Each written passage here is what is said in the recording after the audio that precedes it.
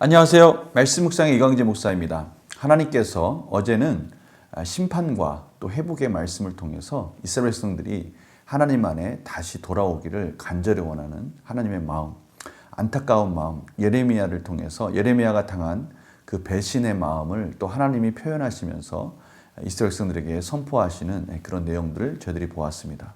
오늘은 예레미야에게 제사장들이 입는 속옷 뱃띠를 사서 그것을 유브라데 강가에 있는 바위 틈에 숨기라고 말씀을 하십니다.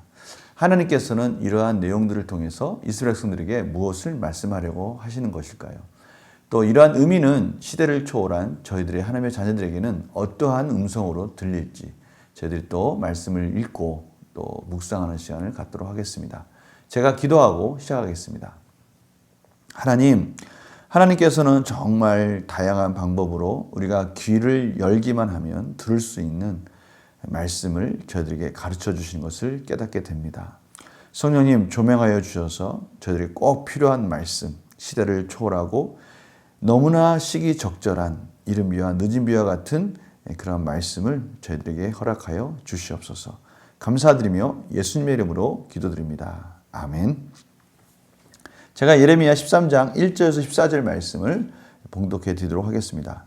여호와께서 이와 같이 내게 이르시되 너는 가서 뱃띠를 사서 내 허리에 띠고 물에 적시지 말라 하시기로 내가 여호와의 말씀대로 띠를 사서 내 허리에 띠니라. 여호와의 말씀이 다시 내게 임하여 이르시되 너는 사서 내 허리에 띈 띠를 가지고 일어나 유브라데로 가서 거기서 그것을 바위틈에 감추라 하시기로 내가 여호와께서 내게 명령하신 대로 가서 그것을 유브라데 물가에 감추니라. 여러 날 후에 여호와께서 내게 이르시되 일어나 유브라데로 가서 내가 내게 명령하여 거기 감추인 한 띠를 가져오라 하시기로 내가 유브라데로 가서 그 감추었던 것을 파고 띠를 가져오니 띠가 썩어서 쓸 수 없게 되었더라. 여호와의 말씀이 내게 임하니라. 이르시되 여호와께서 이와 같이 말씀하시니라. 내가 유다의 교만과 예루살렘의 큰 교만을 이같이 썩게 하리라. 이 악한 백성이 내 말 듣기를 거절하고 그 마음에 완악한 대로 행하며 다른 신들을 따라 그를 섬기며 그에게 절하니 그들이 이 띠가 쓸 수 없음 같이 되리라. 여호와의 말씀이니라. 띠가 사람의 허리에 속함같이 내가 이스라엘 온 집과 유다 온 집으로 내게 속하게 하여 그들로 내 백성이 되게 하며 내 이름과 명예와 영광이 되게 하려 하였으나 그들이 듣지 아니하였느니라. 그러므로 너는 이 말로 그들에게 이르기를 이스라엘의 하나님 여호와의 말씀에 모든 가죽 부대가 포도주로 차리라 하셨다 하라. 그리하면 그들이 내게 이르기를 모든 가죽 부대가 포도주로 찰 줄을 우리가 어찌 알지 못하리요 하리니 너는 다시 그들에게 이르기를 여호와의 말씀에 보라. 내가 이 땅의 모든 주민과 다윗의 왕위에 앉은 왕들과 제사장들과 선자들과 예루살렘 모든 주민으로 잔뜩 취하게 하고 또 그들로 피차 충돌하여 상하게 하되 부자 사이에도 그러하게 할 것이라. 내가 그들을 불쌍히 여기지 아니하며 사랑하지 아니하며 아끼지 아니하고 멸하리라 하셨다 하라. 여호와의 말씀이니라. 아멘. 오늘 마지막 부분이 너무 안타까운 것으로 마무리됩니다. 가죽 부대에 포도주가 가득 차면 얼마나 풍성한 수확과 함께 이젠 기쁨의 축제 시간이 다가오는 것이 당연할 것입니다. 그런데요, 오늘 마지막 절에 보니까 그 시간에 서로 싸우고 충돌하고 슬픔의 시간으로 파멸의 시간으로 마무리 짓고 있다는 것을 오늘 하나님께서 말씀하고 계십니다. 이스라엘 백성들에게는 이것이 상당한 충격적인 것이라는 것을 깨닫게 됩니다. 하나님은 아모스서를 통해서도 그렇듯이 모든 말씀 속에 이 여호와의 날, 그 심판의 날을 너희들이 기다리고 그것을 기쁨의 시간으로 기다리고 있지만 오히려 그 시간에 심판의 날, 슬픔의 날이 될 것이다 라고 말씀하시면서 그들에게 참으로 충격적인 결말을 말씀하고 계시죠. 이런 것들은 그들이 빨리 이 충격적인 사실들을 통해서 돌아오라고 하시는 것인데요. 이스라엘 백성들이 그것을 참 깨닫지 못하는 것이 안타까운 것이죠. 오늘 말씀 가운데는 이 구성이 이렇게 되어 있습니다. 1절에는 명령을 하시고요. 2절에는 다시 순종을 하고요. 다시 3, 4절에는 두 번째 명령을 하고요. 5절에는 다시 순종을 하고 6절에 명령하고 7절에 순종을 하고 나서 하나님이 그 의미를 설명해 줍니다. 예레미야가 철저하게 하나님 말씀에 순종하는 모습을 통해서 이스라엘 백성들이 참으로 얼마나 하나님 앞에 불순종하고 있는지를 대조적으로 지금 보여주고 있는데요. 예레미야에게 그 뱃띠를 사서 그것을 허리에 두르라고 말씀을 하십니다. 예레미야는 그것을 그대로 실천합니다. 이제는 그 허리에 두른 뱃띠를 유브라데 강가에 가서 그것을 감추라고 말씀하십니다. 예레미야는 또 그대로 합니다. 그런데요, 얼마 후에 가보니까 그 뱃띠가 다 썩어서 쓸 수 없게 된 겁니다. 하나님은 이렇게 말씀하십니다. 유다의 교만과 예루살렘의 큰 교만을 이같이 썩게 하리라. 다시 말하면 유다의 뱃띠, 하나님과의 그런 친밀한 관계 속에 있었던 그것이 무엇이었습니까? 성전이었습니다. 제사장 나라로서의 모든 예식들이었습니다. 제사들이었습니다. 하나님은 그런 모든 것들을 다 썩게 만들겠다. 다시 말하면 그것들이 다 멸망될 것이다 라고 말씀하시는 것이죠. 이건 얼마나 큰 퍼포먼스입니까? 예레미야를 통해서 이스라엘 백성들에게 이 구체적인 이런 내용들을 통해서 돌아올 수 있는 그런 여러 가지 것들을 설명해 주고 계신 겁니다. 충격적인 방법도 설명해 주시고요. 때로는 예레미야의 이런 삶을 통해서도 시청각을 통해서도 설명해 주시는데요. 이러한 여러 가지 것들을 통해서 이스라엘 백성들을 그것을 딱 보는 순간에 충분히 이해할 수 있는 것들을 통해서 하나님은 설득적으로 그들을 설명하고 계신 것이죠. 너무나 안타깝습니다. 정말 하나님은 최선을 다해서 모든 방법을 통해서 이스라엘 백성들을 돌아오도록 설명하고 계시고 설득하고 계시는데 이스라엘 백성들은 그 말씀을 듣지 않는 거예요. 문제를 풀면서 한번 더 우리 삶 속에 적용해 보도록 하겠습니다. 유브라데 물가 바위 틈에 감춘 예레미야의 허리띠는 여러 날 후에 어떻게 됩니까? 썩죠. 당연히 유브라데 물가 그 바위 틈에 있는 것은 시간이 지나면서 썩기 마련이지 않습니까? 썩었다는 거예요. 하나님께서 썩은 허리띠를 통해 말씀하시려 했던 것은 무엇입니까?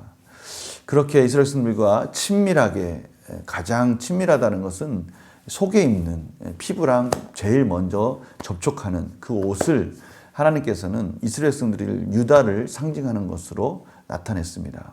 정말 친밀하고 소중한 관계에 있었던 유다 백성들, 그들이 그렇게 소중히 여겼던 그 성전, 그런 제사, 이 모든 것들을 하나님께서는 썩게 만들겠다는 것이죠.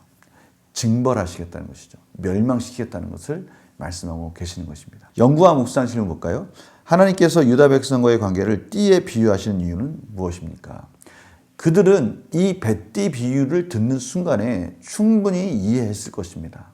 하나님께서는 여러 가지 문화적인 장치를 통해서도 설명하고 계시는데요. 그 문화적인 장치는 하나님 보시기에 이스라엘 백성들이 가장 잘 이해하고 설득될 수 있는 장치들을 하나님께서 사용하시는 것이죠.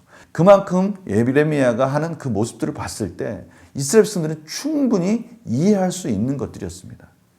근데 중요한 것은 그렇게 친밀한 관계 속에 있는 것들이 썩어져 나가는 것들을 보면서 우리도 하나님과 관계 속에서 이렇게 될 수 있겠구나라는 것을 충분히 이해할 수 있음에도 불구하고 그들은 듣기를 원하지 않은 거예요. 그 말은 무엇입니까? 알긴 알아도 깨닫긴 깨달아도 그것을 가슴속 깊이 새기지 않고요. 그것을 경청하지 않고요. 그냥 흘려보냈다는 겁니다. 소홀히 여겼다는 거예요. 하나님을 경외하는 마음에서 떠나 있는 그들의 마음이 예레미야의 그 선포를 가볍게 여겼다는 거예요. 경히 여기는으로 인해서 하나님은 그들이 돌이킬 수 없는 지경에까지 다다른 것을 그들 스스로 알 수 있도록, 충분히 알 수 있도록 보여주신 것이죠.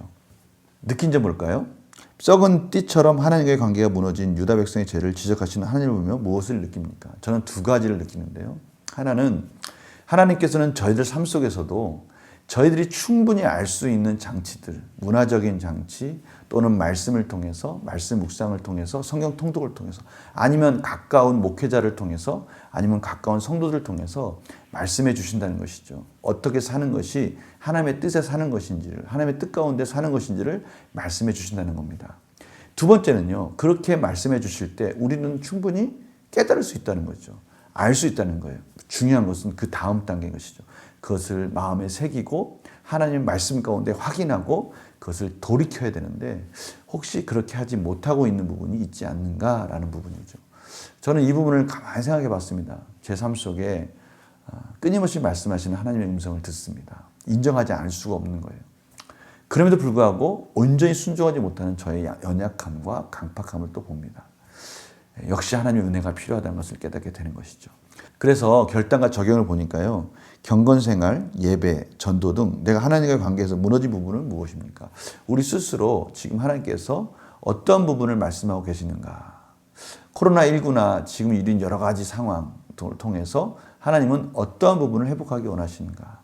어떠한 부분이 치유되기 원하시고 다시 쌓아져야 될 재단이라고 말씀하시는가? 기도의 재단, 예배의 재단, 말씀의 재단, 전도의 재단, 어떤 것들이 하나님과의 관계 속에서 회복되어야 될 것인가 라고 지금 말씀하고 계시다는 것이죠. 교만함을 버리고 하나님과의 언약 관계를 지키기 위해 무엇을 결단하겠습니까? 교만함, 내 고집, 내가 주인인 것처럼 했던 그 모든 것들이 있다면 이제는 그것을 내려놓고 하나님이 주권자 되십니다 라고 인정하면서 이제는 그 부분을 순종하는 자리로 나아가야 되지 않겠는가 라고 지금 도전을 하고 있습니다. 저희도 오늘 말씀 참 귀중한 말씀이죠. 이 두 가지 관점에서 봤습니다.